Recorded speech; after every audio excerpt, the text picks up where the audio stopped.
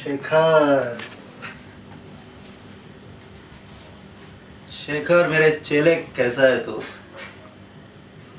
दारू पिएगा? अरे शर्मा मत यार, ये सब तेरी मेहनत की कमाई है। आपने ऐसा क्यों किया कादर भाई? ऐसा कैसा? मेरी स्क्रिप्ट बेच दी मैंने तेरी स्क्रिप्ट अपने नाम से, कादर शेख के नाम से। पर वो स्क्रिप्ट तो मैंने लिखी थी ना। जंगल में मोर नाचा किसने देखा? जंगल में मोर नाचा किसने देखा? अबे मैंने देखा। पर यह बात उन गधों को समझ में नहीं आएगी जो ये समझते हैं कि असली डांसर तो हाथी था। और आप हाथी हैं। नहीं, वो गधे हैं। ये था तेरा आखिरी लेसन, दुनियादारी। इसके बाद तू जिंदगी में कभी धोखा नहीं खाएगा, क्योंकि तूने उस इंसान से धोखा खाया जिस पे तुझे सबसे ज्यादा भरोसा था। पर आपने मेरे साथ ऐसा क्यों किया कादर भाई?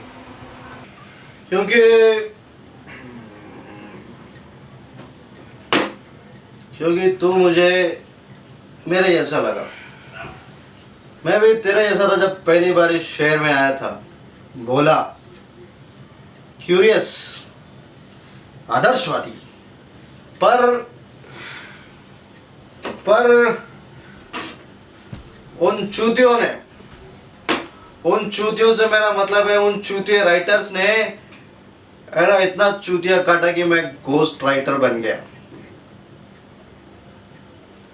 10 साल से अपन ढूंढ रहा है।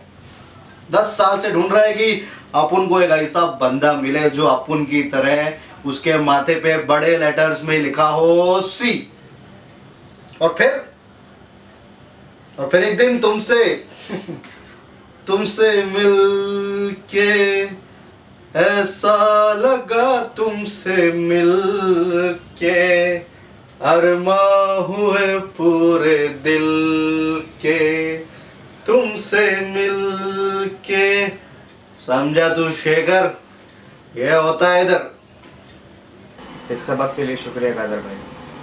पता नहीं आपका ये एहसान मैं कैसे चुका पाऊंगा।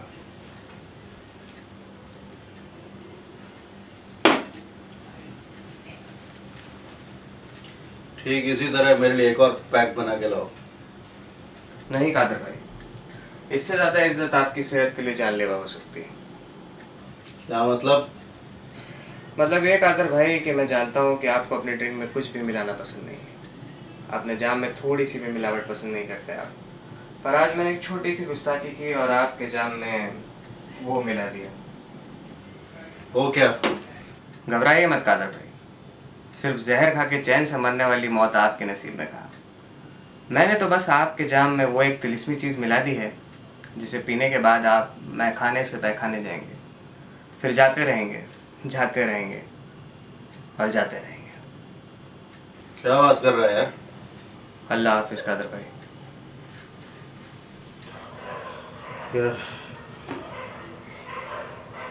क्या मिला गया साला शेखर?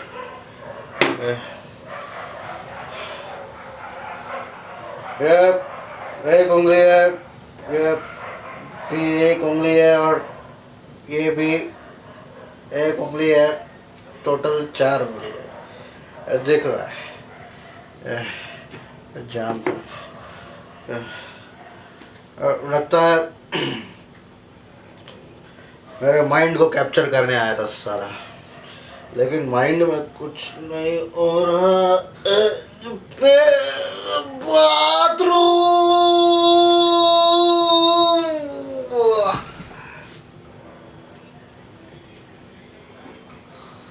लगता है, बाथरूम जाना पड़ेगा।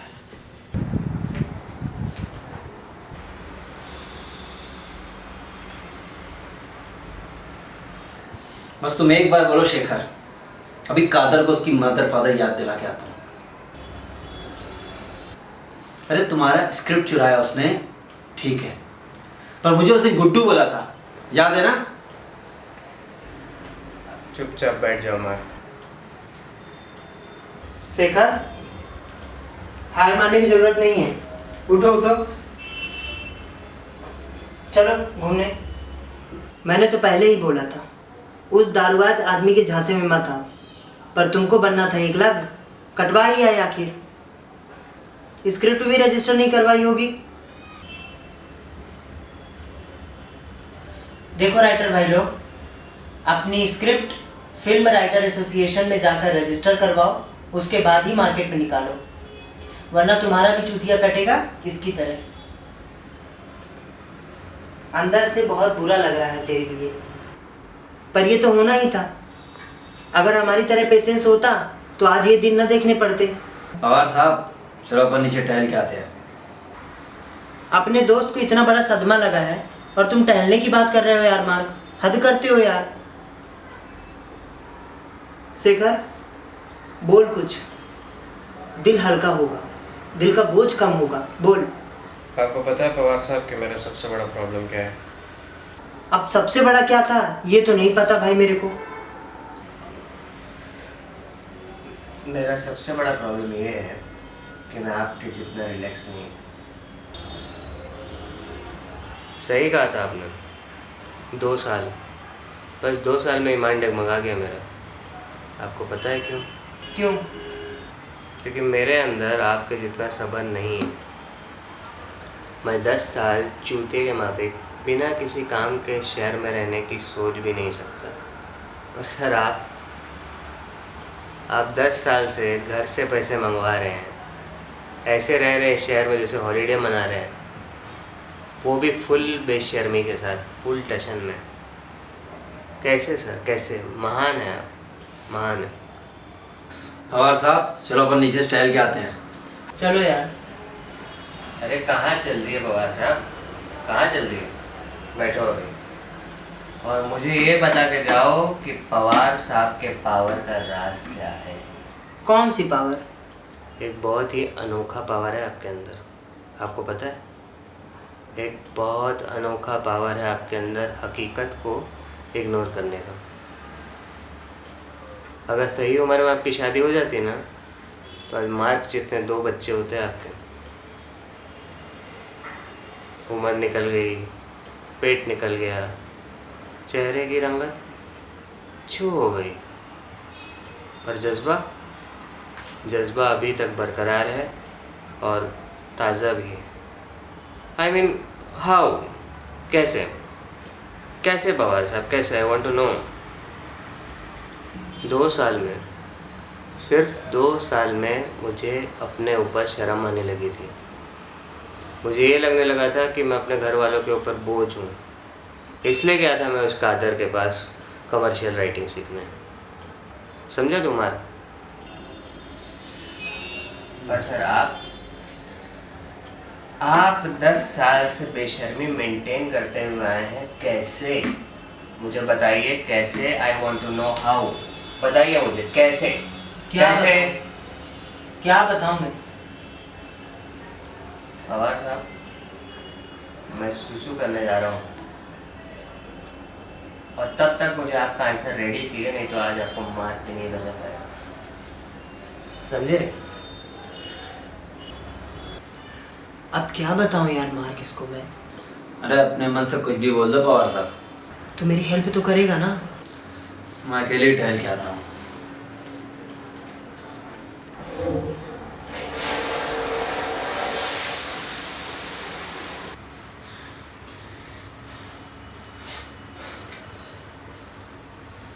मैं कोई सपना देख रहा था शायद।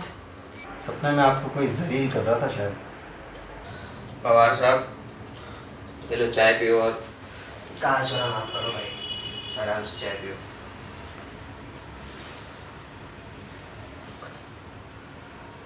कल क्या क्या नहीं कहा तुमने? बेकार, बेशरम, बुढ़ा, चूतिया। अरे पवार साहब यार, आपको तो पता ही है मेरे साथ क्या हुआ, और फिर कल ज़्यादा पी ली थी मैंने। अरे आदमी पीने के बाद हमेशा सच बोलता है शेखर। अरे ऐसा नहीं है पवार साहब। जो हुआ अच्छा ही हुआ शेखर, तुमने मेरी आंखें खोल दी। अपना टाइम वेस्ट कर रहा था मैं, और तुम लोगों का भी टाइम वेस्ट कर रहा था। पापा बनने की उम्र में पापा के ऊपर बोझ बना फिर रहा था। अरे ऐसा मत बोलो यार। तुमने सही बोला था, सही उम्र में मेरी शादी हो जाती तो मेरे भी 2 बच्चे होते, हालांकि मार्क बराबर नहीं होते। अरे पवार साहब यार, दिल पे मत लो यार। बस यार, बहुत हो गया, अब अपना कोई नहीं रहा इस शहर में। बस टाटा मुंबई। अब वैसे आपने सोच लिया है तो फिर मैं क्या बोल सकता हूँ। सोच रहा हूँ आज ही टिकट करवाता हूँ। मार्क, तुम भी साथ में चलोगे? नहीं पवार साहब, मैंने डिसाइड किया है कि मैं बॉम्बे में ही रहूँगा। अच्छा,